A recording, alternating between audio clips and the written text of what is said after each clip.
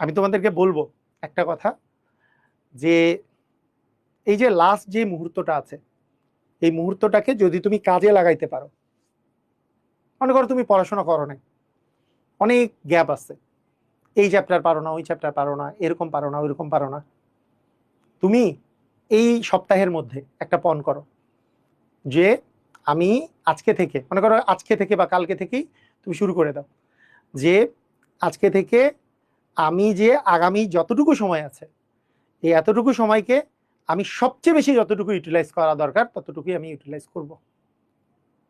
তুমি বিশ্বাস করো, তুমি 100% সফল হবাই। এখানে ব্যাপারটা এইটা যে সফলতা কারো সামনেই আসবে, কারো একটু দূরে আসবে।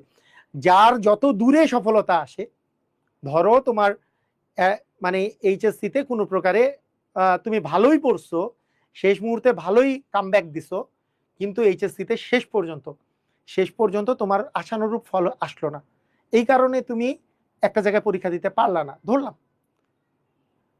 তুমি কিন্তু যদি ডিজার্ভ করো যে হ্যাঁ আমি বুয়েটে পড়ার ডিজার্ভ করতাম, আমি পড়াশোনা করছি, কিন্তু আমার ভাগ্য খারাপের জন্য হয় নাই, এরা আসলে আলটিমেটলি ওদের পাওনাগুলা আস্তে আস্তে জীবনে জীবনে এক এক করে জমা হইতে থাকে, এবং এদের পরে যখন একবার সফলতা আসে, এমন ভাবে করে এইটা বিস্ফোরণের মতো সফলতাটা আসে, সবাই অবাক হয়ে যায়। অনেকে বলে না যে হঠাৎ করে কি হয়ে গেল লাইফে।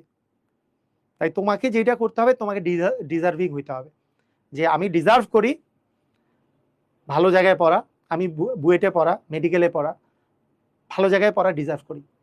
সেটা তুমি হইতেই পারবা এমন কোনো নিশ্চয়তা নাই, কিন্তু এমন একটা সময় তোমার পাওনাটা তুমি ফেরত পাবা যখন তুমি কল্পনাও করো নাই। কিন্তু তুমি যদি ডিজার্ভই না করো, তুমি যদি পড়াশোনাই না করো, তাহলে এই দিনটা সুদিনটা আসবে না। হ্যাঁ, তুমি লাকি হইলে আলটিমেটলি কোনো লাভ হবে না। লাকি হইলে প্রথমে দুই একটা জায়গায় তুমি লাকি হইলা, এতে কোনো লাভ হবে না।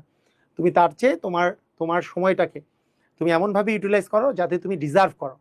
হ্যাঁ, আমি এই জায়গায় একটা সিট পাওয়া ডিজার্ভ করি, এরপরে কোনো একটা, বা বুয়েটে গোল্ডেন মানে এইচএসসিতে গোল্ডেন পাওয়া ডিজার্ভ করি, বা বুয়েটে একবারে টপ 100-এ থাকা ডিজার্ভ করি, মেডিকেলে 1 থেকে 100-এর মধ্যে থাকা ডিজার্ভ করি, আইবি এর ভর্তি পরীক্ষায় প্রথমে থাকার আমি ডিজার্ভ করি।